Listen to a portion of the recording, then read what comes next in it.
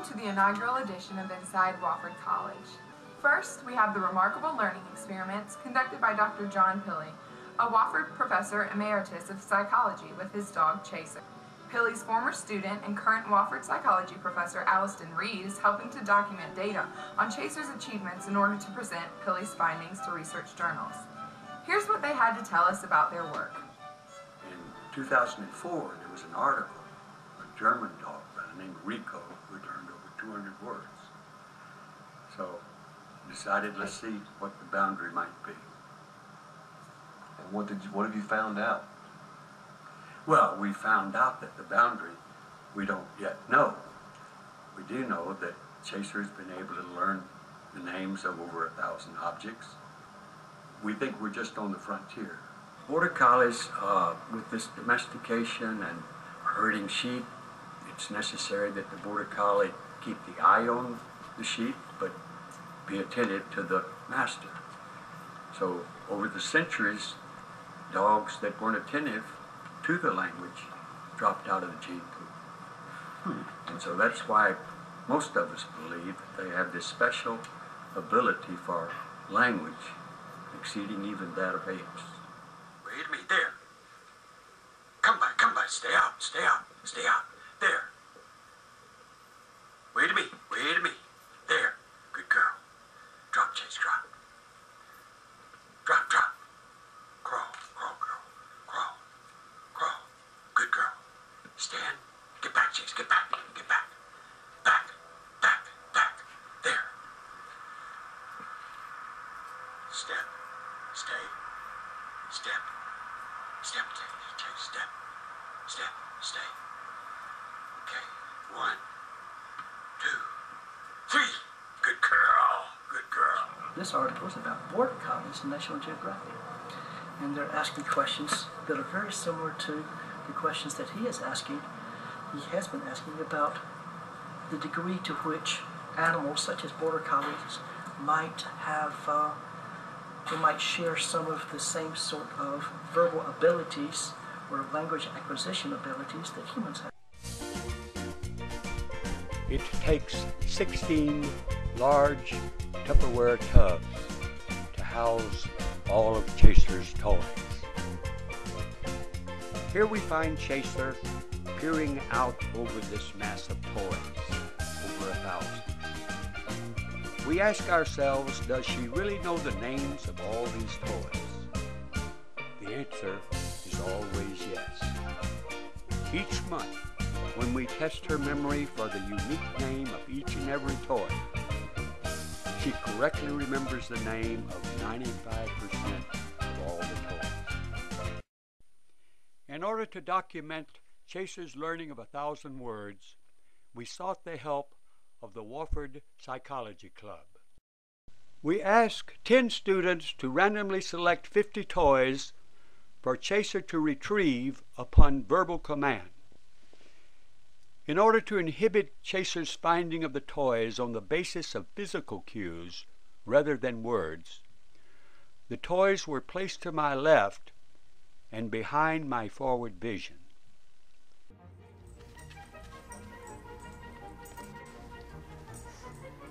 Good girl. It's on your tongue. Find sunflower. There's sunflower. Shake. Yeah, shake. Turn around. Yeah. Shake. Okay, good sunflower. Good girl. Find cactus. There's cactus. Put in tub. Watch cactus. You ready? Stand.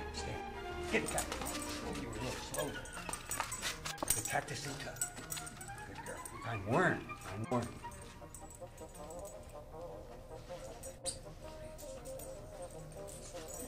There's worm. Squeeze worm. Squeeze it. I can't hear it. Squeeze it. Okay, we'll put it in tub. London Bridge. Find London Bridge. Here's London Bridge. That's good. Find Poppy. Go find Poppy.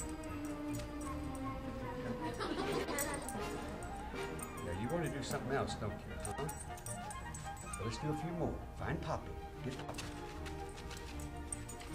There's Poppy. Tough.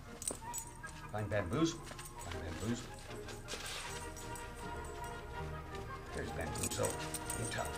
Bozo. Find Bozo. There's Bozo. Find Bozo in Tough. Find Sweet Potato. Sweet Potato. Into. Find Big Rope. Find Big Rope. Find Big Rope. Find Big Rope. Good girl. Put Big Rope in Tough. Find Professor. Find Professor. Find Professor. Good girl. Find Poison Frog. Find Poison Frog. Good girl. Find Spook. Find Spook. Good girl. Dapper Duck. Dapper Duck. Good girl. Chase. Find Chicken. Find Chicken. Good girl. Find Goose. Find Goose. Yeah. Squeeze Goose. Squeeze Goose. Shake it. Yeah. Shake it. Shake it. Okay. Good girl. Our findings showed that of the 50 toys randomly selected from 1,000, Chaser successfully retrieved, on the basis of words alone, 46 of the 50 toys. Bozo. Bozo. Find Bozo.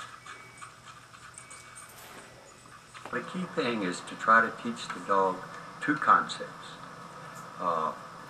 One is knowledge that objects have names, but then the dog needs to learn some cue as to how we connect the words with the object, so that the dog has to know what particular object the words refer to.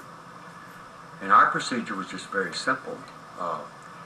We simply held an object before, holding it in our hand, saying, this is rabbit. I'm going to hide rabbit. I want you to find rabbit. So then we hit the rabbit, and then while she's looking for the rabbit, we're using associations of the name and the object. Chaser, find rabbit. Find rabbit. And my theory is that while she was searching for the rabbit, somehow or another that word, the name, stayed in her memory. I don't know this for sure, but I'm pretty sure. So that within a span of a few minutes, the name of the object and the actual object itself was being paired. And this is good old classical conditioning. And somewhere along the way, the hypothesis is that somewhere along the way, after those many objects that she was learning, there was this inference, objects have names.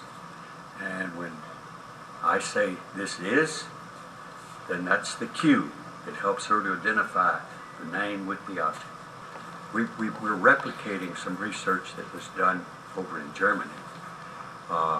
We are carrying it a little further, though, I think, in that we're pushing the boundaries. The boundaries not 200 words or 300 words. We don't think it's even the boundaries of 1,000 words. But we are pushing the boundary to a degree and showing that she can learn not only the name of objects, but she can also learn words that are common nouns, which represent categories. Well, we appreciate you coming. Thank you very much.